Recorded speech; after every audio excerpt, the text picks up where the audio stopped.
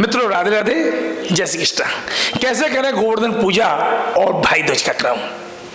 देखिए, गोवर्धन पूजा एक बहुत बड़ा पर्व है और ब्रज मंडल में गोवर्धन पर्वत आप सभी को पता है, भगवान श्री कृष्ण ने अपनी कन्नी उंगली पर उठा के गोवर्धन पर्वत को विराजमान किया था।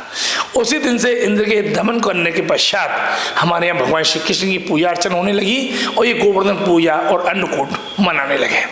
मंदिर देवालय में समस्त मंदिर देवालय, भले वो बल्लभपुर संप्रदाय के मंदिर हो या ब्रज क्षेत्र के कोई भी मंदिर देवालय हो, उसमें मावस्या के पश्चात जो प्रतिपदा तिथि आती है उसमें गोवर्धन पूजा का विशेष महत्व रखा गया है। प्रातःकाल भगवान का गोवर्धन पर्वत बनाया जाता है, कहीं कहीं पूछी का लोटा वगैरह बनता है। वैसे तो गोवर्धन पर्वत का इसे विशेष महत्व है। गोबर को एकत्रित करके और करीब जो है 5 फुट 6 फुट के आसपास इस गोवर्धन पर्वत को तैयार किया जाता है।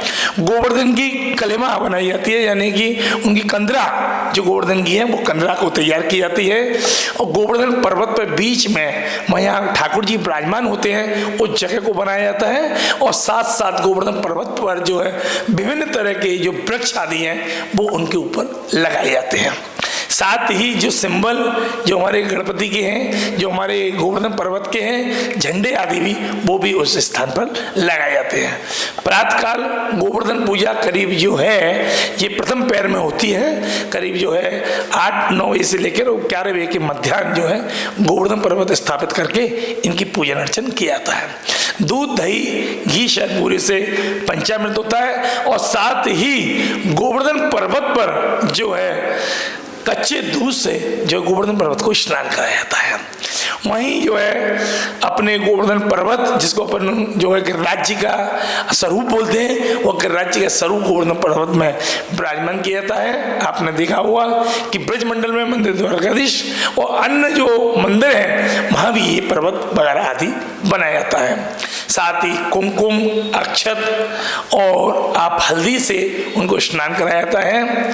5 और 11 जो धूप की बत्ती होती है उनसे उनकी आरती की जाती है। ठौर माठ और जो ग्वाल बाल के जो भोग राग हैं, मठरी लड्डू, वो सब जो है ठाकुर जी गोवर्धन पर्वत को भोग आते हैं।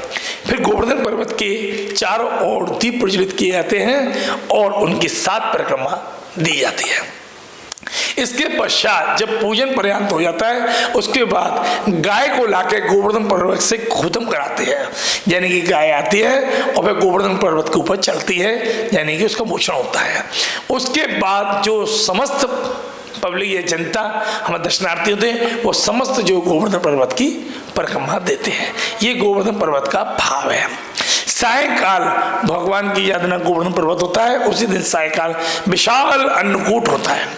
अन्नकूट में 56 तरह की सामग्री आदि सब चीज बनाई जाती है, जिसमें लड्डू मठरी ठौर, इन सामग्री को सकड़ी अनसकड़ी ये सब तरह की सदाने बिलसारू ये ठाकुर जी की सब सामग्री भोग में आती है और अन्नकूट के रूप में भगवान को अरोगाई जाती है।